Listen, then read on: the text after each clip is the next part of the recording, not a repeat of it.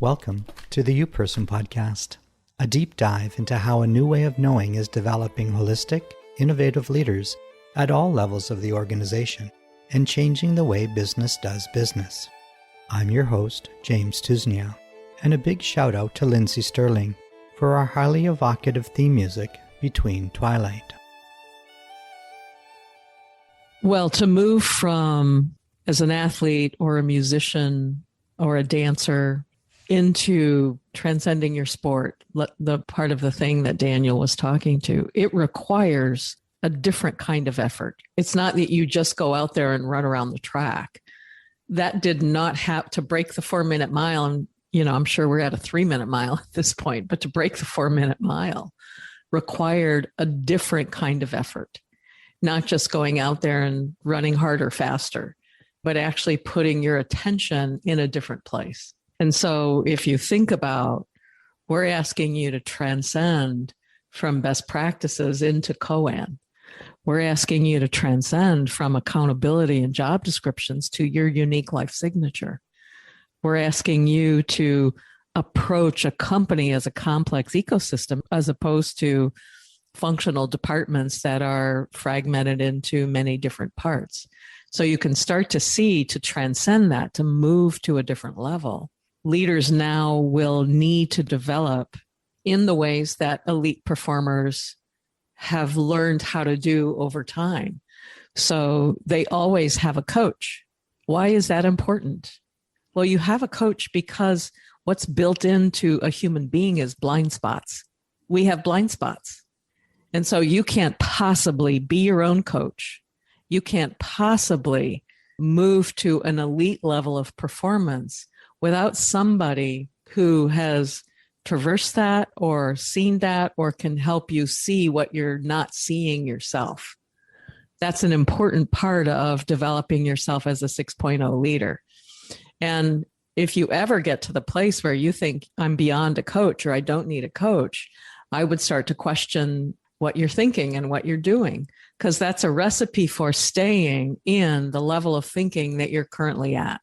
So whether it's your amazing performance or you as a business leader coming in to provide a whole new whole, it's going to require that you have a coach. It's going to require that you consistently expand your mental representations. What does that mean? Well, if you live in Alaska, this is probably a bad example, but if you live in Alaska and you're an Eskimo, you have learned 27 different distinctions for snow. You know where to step and where not to step. You know when to go out and when to stay in. You know, you have a knowing that you have developed. You have expanded the distinctions that you can take action from. You have opened and expanded your mental representations. And so for an athlete to break the 4-minute mile, they actually have to expand their mental representation to that's possible. If I myself haven't expanded my mental representations to not only is this possible, but I now have an intention to see what it's going to take to move in that direction, then like Daniel was saying about a search image, you'll miss it. You'll miss what you need to see. You'll miss what it is you need to see to learn to take yourself to the next level or to expand the representations and distinctions of the knowing that you have. Then you've got to practice. There isn't any elite performer in any field who doesn't practice over and over and over again. And it's not just to get repetition in place, to get muscle memory in place. That's certainly a part of it. But practice has you see things you wouldn't have seen, make mistakes that you need to make to be able to address the very thing that you're working on or that you're moving toward, that your intention is having you work on. So if you're not both deliberately practicing and always practicing and using your coach and expanding your representations, you won't be able to step into being a 6.0 leader. You could say that this form of practice has been referred to as deep practice, which is a nod to the vertical development that you condense and include and transcend and include has that kind of vertical depth and altitude at the same time. And that's the kind of practice that distinguishes somebody who might have been working in a certain way for 30 years and actually find that they're less competent than the second year they were involved in it. Yeah. Because it was 30 years without presence, doing the same thing over and over in the way that they've always done it. And actually their development is going in the wrong direction, let's say, or there's no development. So that this kind of engagement is called deep practice for a reason and speaks to that vertical development that includes the horizontal development. So it's a more holistic development. It's not like you let it go when you're not like in a focused practice, kind of like the alchemist when the student comes and, the conversation about carrying some oil around in your spoon for the whole day and not spill a drop of it. That's you're holding the conversation all the time.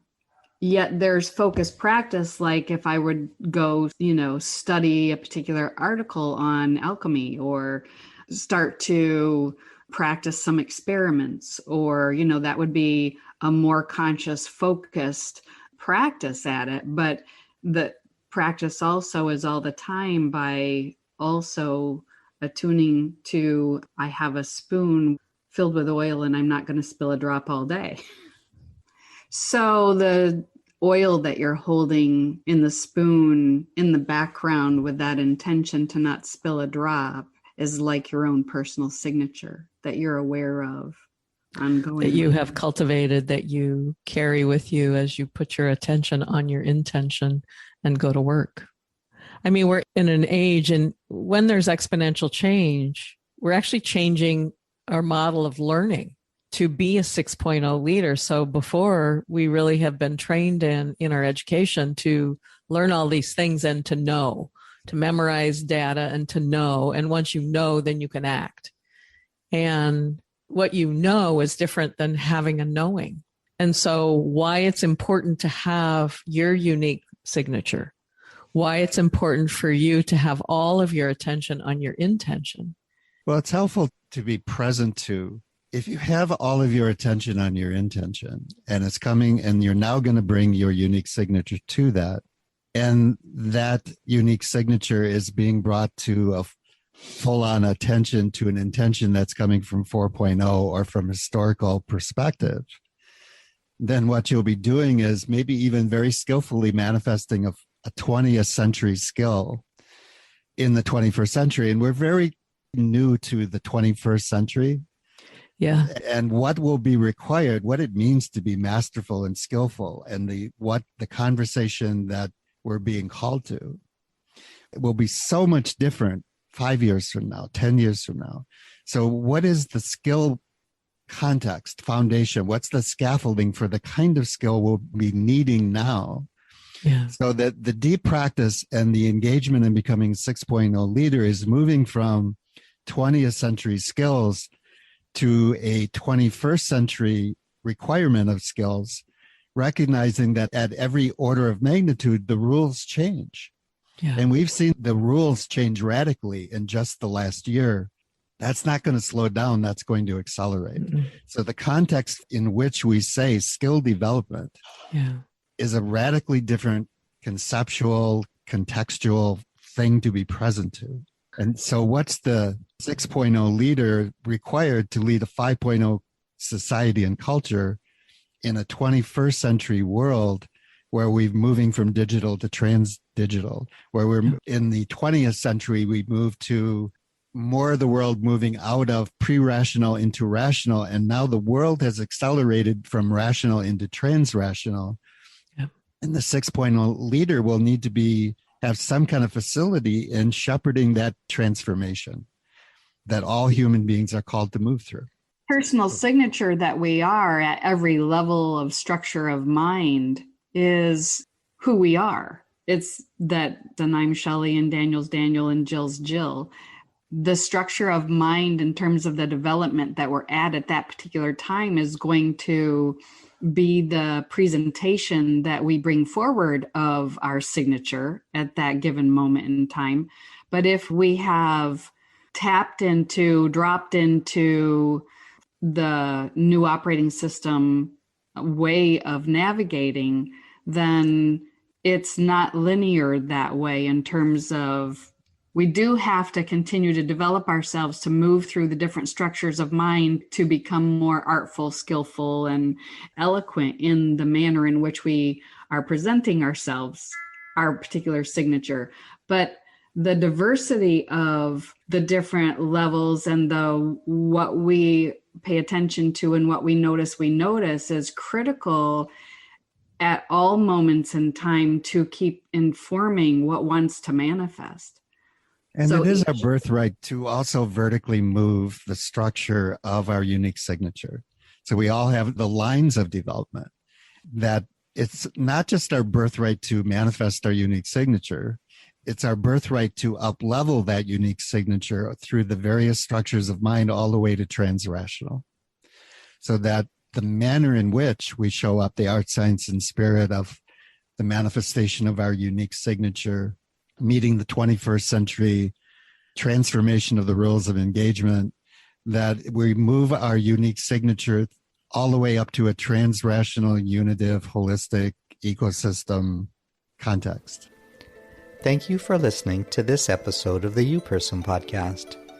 If you are new to the podcast, please head over to our website, theyoupersonproject.com, where you can subscribe to the podcast, learn more about the project, or connect with our team. You can also reach us at hello@theyoupersonproject.com. If you think of someone who will benefit from listening to this podcast, please do share it with them. Thank you again, and see you on the next episode of the You Person podcast.